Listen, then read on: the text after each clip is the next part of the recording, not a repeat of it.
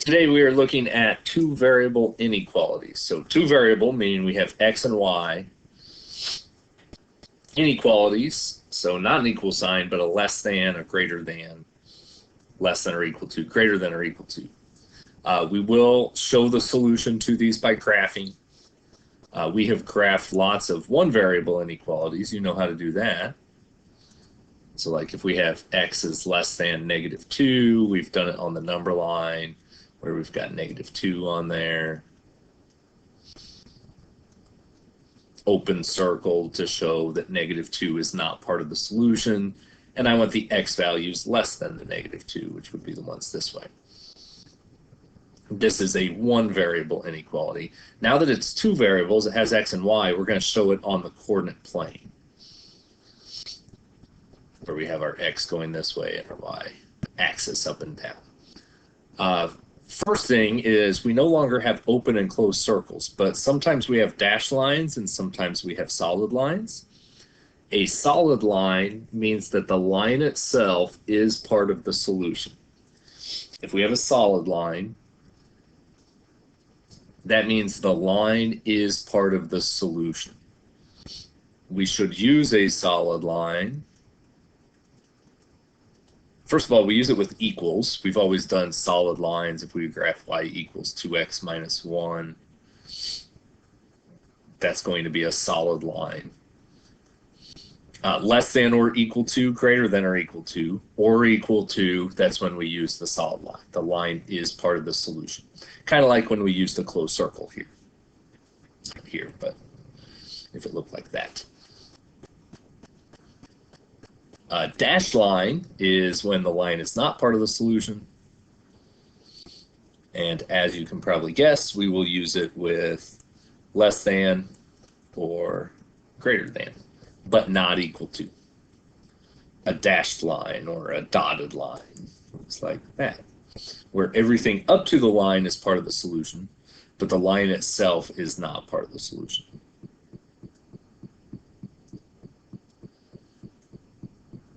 We will also need to figure out which way to shade.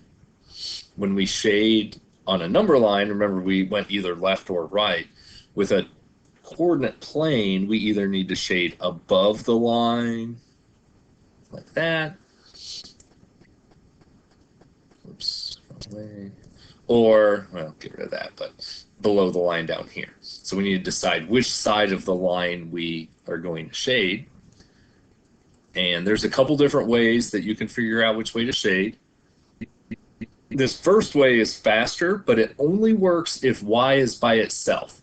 It will only work if we are in slope-intercept form. So if I have y by itself is less than the line, y is less than the line. I want the y values less than the line means under the line. So if it says y is less than an expression, that's telling us to shade under the line. Y is less than means shade under the line. Y is greater than means shade above the line. Over the line, I think above would be a better word here. Remember, we're talking about y here. And that's the same if it's y is less than or equal to, or greater than or equal to. It can be either one. Sometimes y is not by itself. If y is not by itself, you either need to get it by itself, or we're going to use a test value. To use a test value, we plug in a point.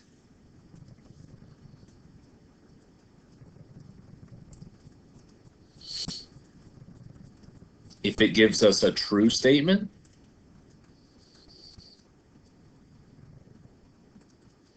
we will shade the side of the point.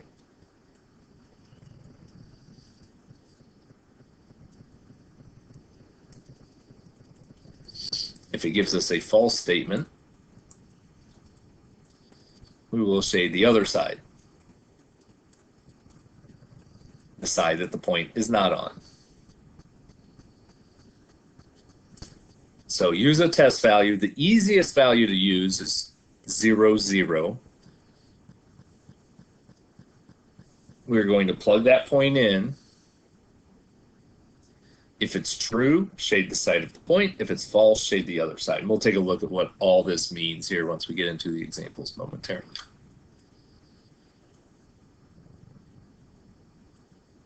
So example 1 asks us to show the solution to y is less than or equal to 2/3 x minus 4. So go ahead, give yourself a nice big coordinate plane, label your x-axis, label your y-axis.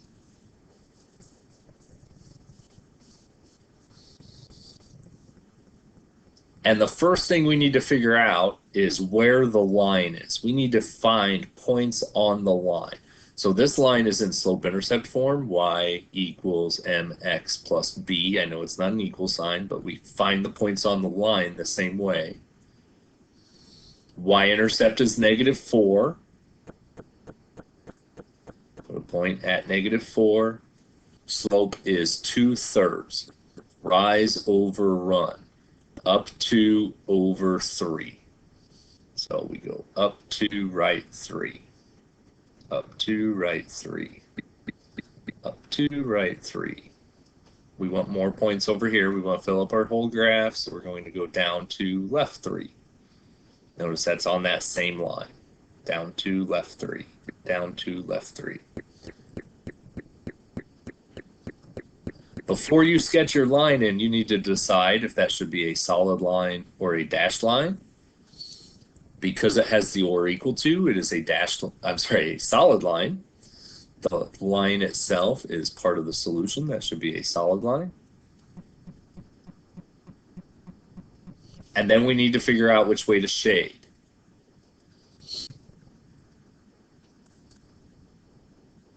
This one's in slope-intercept form. Y is less than the line. I want the y values less than the line. When I'm talking y values, we're talking above or below. So the y values less than the line are the ones down here.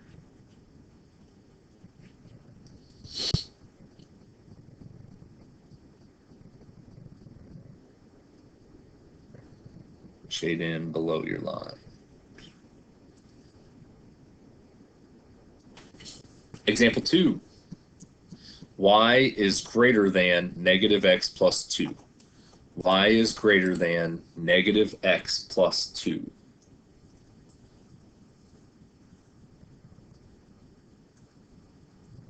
Start the same way. Find points on the line. This one, y is by itself on one side. So it is in slope-intercept form. Y-intercept is 2. Slope is -1. Down 1, right 1. Down 1, right 1. Remember, -1. We put it over 1. Rise over run. Down 1 over +1. Notice that has a positive or a negative slope. And we continue graphing more points.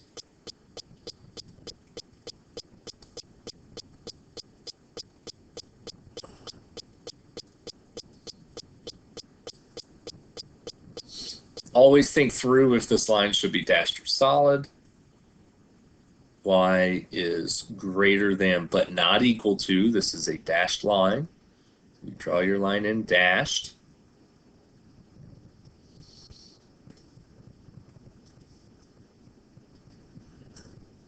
And then we need to figure out which way to shade. Again, y is by itself. Y is greater than the line. The y is bigger than the line. Y, we're talking about above or below. So I want the y values above the line. Those are the ones up here.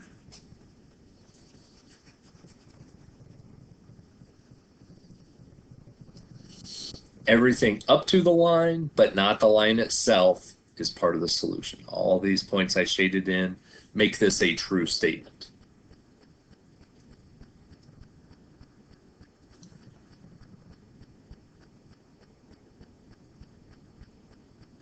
Y is greater than or equal to 6 minus 2x. Y is greater than or equal to 6 minus 2x.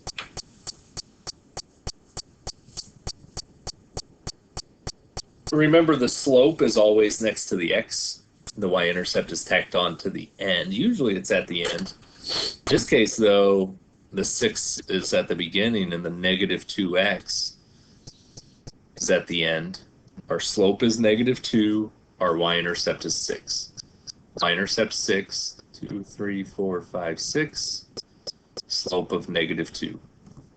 Negative 2 over 1, down 2 over 1.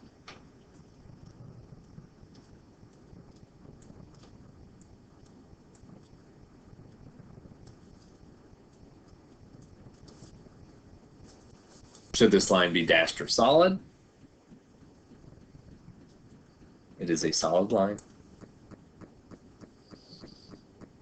Nope, that one's a dashed line, sorry.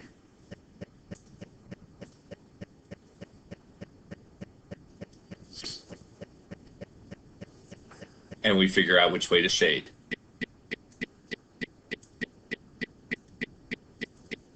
Y is greater than the line. I want the y values greater than the line. We're looking above or below. The y values greater than the line are the ones above. My shading should be up here.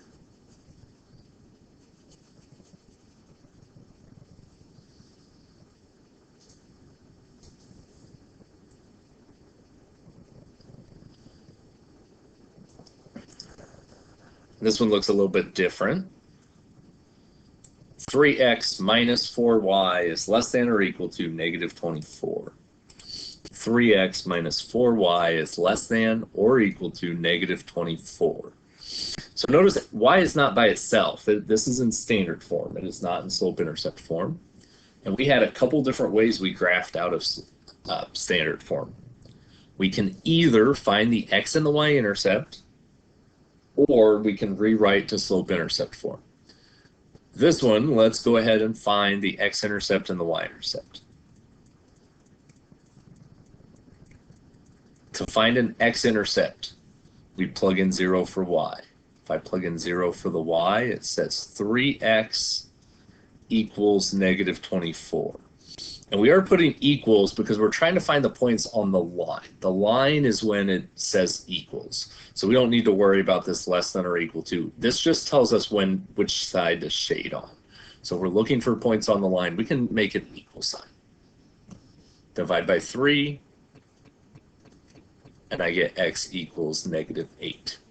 My x-intercept is negative 8.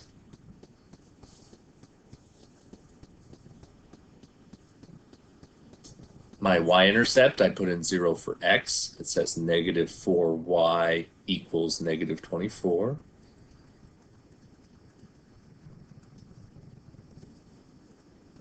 Divide both sides by negative 4, and I get y equals 6.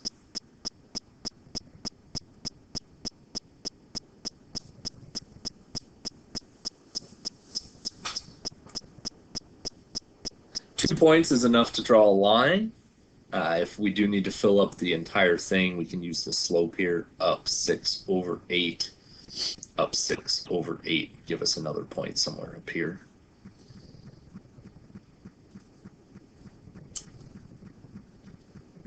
This line should be solid.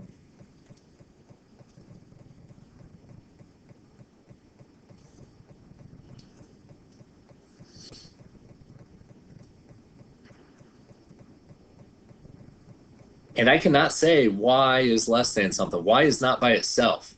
We cannot do above or below just based on what the y is less than or greater than says.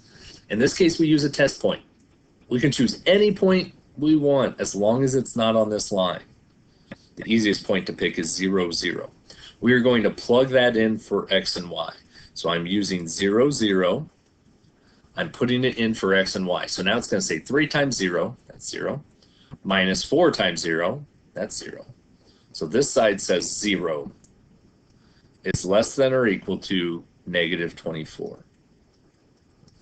If this is true, we want to shade in 0, 0. If it is false, we don't want to shade in 0, 0, so we would shade in this side over here. 0 is not less than a negative number. That is a false statement. We don't want to shade in 0, 0. So we are going to shade in the values up here.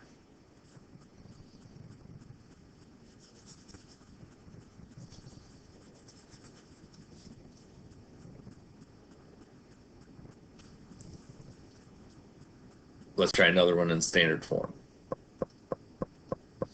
Negative 8x plus 4y is greater than 12.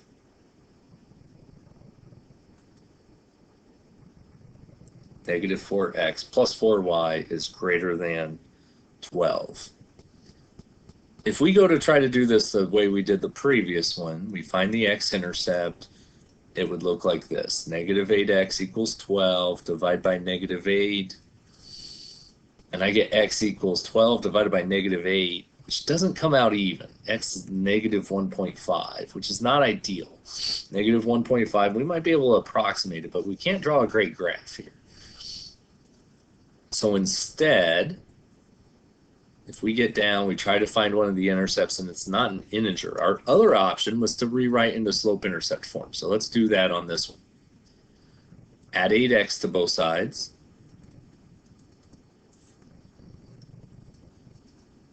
4y is greater than 8x plus 12.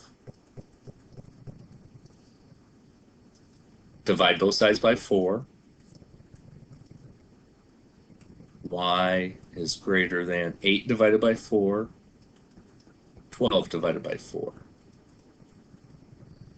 And now it looks just like the first several that we did. Y-intercept is 3. Slope is 2, up 2 over 1.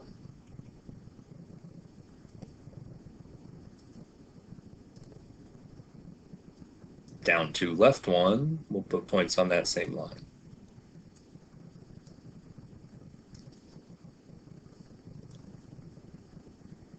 Our line should be dashed.